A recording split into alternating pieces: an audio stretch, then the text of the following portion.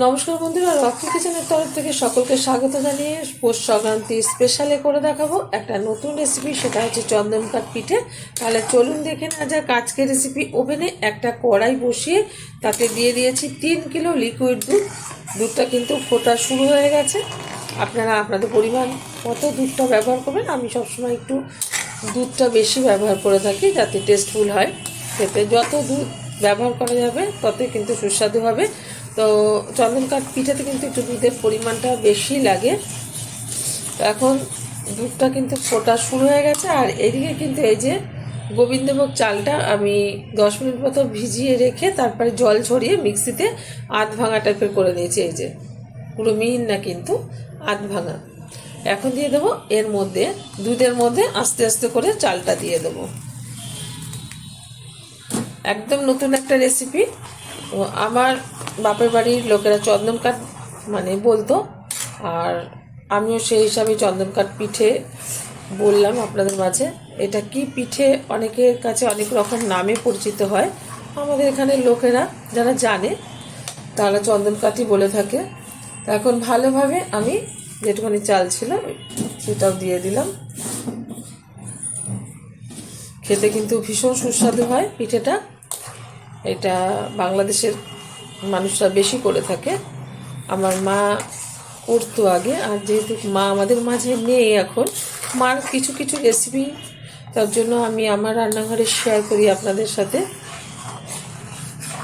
আমার মা ভীষণ ভালো রান্না করতে জানতো, আর খেতে ভীষণ ভালো হতো রান্নাগুলো।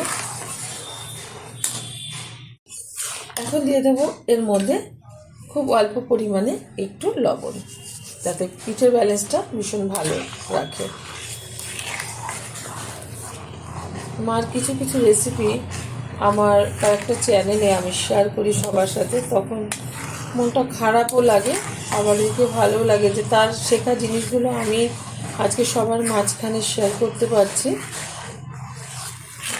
যাই হোক, সবাই তো আর চিরদিন বেঁচে থাকে না, আর যেখানে থাকুক তিনি ভালো থাকুক এই কামনাই করি।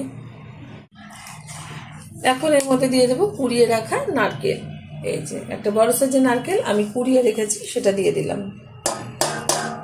এর মধ্যে কিন্তু আপনারা একটু কাজু বাদামও দিতে পারেন, তো আমি দিলাম না। এর আগেও আমি অন্য একটা চ্যানেলে আর একটু অন্যরকমভাবে দেখিয়েছিলাম চন্দন কাঠটা, তো আজকে আর একটু অন্যরকমভাবে দেখাচ্ছি।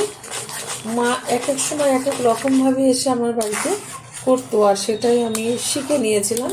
তো সেটাই আমি শেয়ার করছি। এক এক চ্যানেলে এক এক রকমভাবে গুড়ে, মানে শীতের সময় যখন করতো তখন খেজুরের গুড় দিয়ে, পাটালি গুড় দিয়ে করতো। আর যখন এমনি আসতো, যদি বলতাম মা পিঠে করো, তো তখন চিনি দিয়ে করতো। এবং ভালোভাবে এবার ফুটিয়ে নেব। এখন এই পিঠের মধ্যে দিয়ে দেব আমি কিছুটা তেজপাতা টুকরো টুকরো করে আমি ছিঁড়ে নিয়েছি।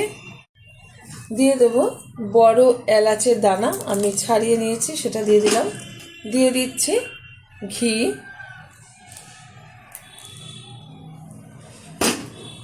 ঘিয়ের পরিমাণটা একটু বেশি ব্যবহার করতে হয়।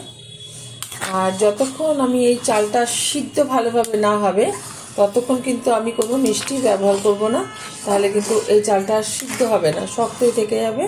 তো ভালোভাবে সিদ্ধ হয়ে যাওয়ার পরে আমি কিন্তু এর মধ্যে মানে দেবো, মিষ্টি দেবো। আজকে আমি পাটালি গুড় দিয়ে করবো, যেহেতু শীতের সিজন, ওর সঙ্গে নিচে কম বেশি প্রত্যেকেই গুড় তোলে, অন্য সময় না তুলুক। তারা কিন্তু অবশ্যই এরকমভাবে একবার ট্রাই করবেন। আশা করি আপনাদের ভীষণ ভালো লাগবে।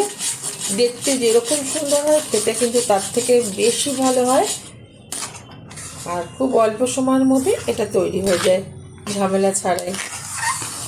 কিন্তু একটু নাড়াতে হবে, একটু সময় নিয়ে, এটাই, আর কিছু না। এটা কিন্তু বাংলাদেশের লোক আখের গুড় দিয়ে করে থাকতো, এখন আর আখের গুড় মানে খেতে চায় না সেরকম কেউই, তো তার জন্য পাটালি গুড় দিয়ে এটা আমি করে নেব। অনবরত কিন্তু নাড়াতে হবে, নাহলে কিন্তু এটা একদম লেগে যাবে নিচে। আর সবসময় আপনারা একটু মোটা পাত্রে করার চেষ্টা করবেন, নাহলে তলা দিয়ে লেগে গেলে পিঠেটা একদম পোড়া গন্ধ বেরোবে, ভালো লাগবে না খেতে। আমি ম্যাক্সিমাম সময় কিন্তু পিঠে পায়েসটা একটু কড়াইতেই করে থাকি, কারণ কড়াইটা যেহেতু মোটা হয় লেগে যাওয়ার ভয় নেই অতটা। খুব সুন্দরভাবে কিন্তু এই যে চালটা সিদ্ধ হয়ে গেছে আর ঘনও হয়ে গেছে, আর একটু ঘন করে নেব। তার জন্য আগে দিয়ে দেব এখানে পাটালি গুড়। এই যে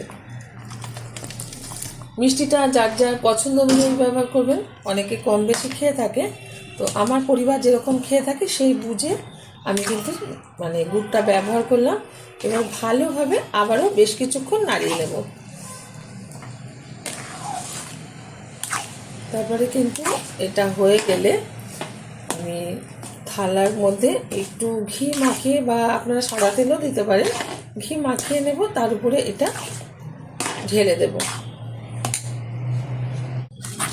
সুন্দরভাবে কিন্তু চন্দনকাঠ পিঠে পাকটা চলে এসছে, এর থেকে আর বেশি আমি টানাবো না, এটা অনেকটা শক্ত হয়ে যাবে, বেশি শক্ত হলে ভালো লাগবে না, পিঠেটা একটু নরম নরম টাইপের হয়। তো এখন ওভেনটা বন্ধ করে দেব, আর ঠান্ডা হয়ে গেলে তারপরে কিন্তু আমি থালাতে বেড়ে নেব। রেখে দিচ্ছি, এই যে থালার মধ্যে আমি একটু ঘি মাখিয়ে নিয়েছি যাতে সুন্দরভাবে ওঠে। তো এখন আমি ওভেনটা বন্ধ করে থালাতে ঢেলে দিচ্ছি। একটু ঠান্ডা হয়ে যাওয়ার পর কিন্তু এই যে চন্দনকাঠ পিঠেগুলো আমি কাঁসার থালা দুটোতে এই যে ছড়িয়ে রেখেছি হাতা দিয়ে। এখন ভালোভাবে ঠান্ডা হয়ে গেলে কেটে দেখাবো চন্দনকাঠ পিঠেগুলো কতটা সুন্দর হয়েছে।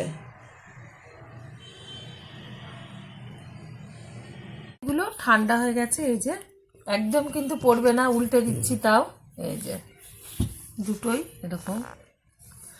এবার সুন্দরভাবে আমি একটা ছুরির মাধ্যমে কেটে নেব। আপনারা এটা মানে যেরকম ইচ্ছে সেরকম শেপ দিয়ে কাটতে পারেন, তা আমি একটু কেটে নিচ্ছি চৌকো চৌকো ভাব করে। খেতে কিন্তু ভীষণ সুন্দর হয়, আগেই বলছি বন্ধুরা, আপনারা অবশ্যই ট্রাই করবেন শীত থাকতে থাকতে, যেহেতু খেজুরের গুড় থাকে একটু টেস্ট আলাদাই হবে। এই যে কেটে দিচ্ছি চৌকোভাবে, আমি একটা তুলে দেখাচ্ছি। এটা কিন্তু মানে ঠান্ডা হলে ফ্রিজে দিলে আরও সুন্দর হবে। কত সুন্দর হয়েছে, পিছনটাও একটু টাইট আরও হবে ফ্রিজে দিলে। আমি এবার ফ্রিজে দিয়ে তারপরে কিন্তু এটা সার্ভ করব। আপনারা অবশ্যই ট্রাই করবেন। দেখা হবে পরের ভিডিওতে নতুন কোনো রেসিপি নিয়ে। ধন্যবাদ।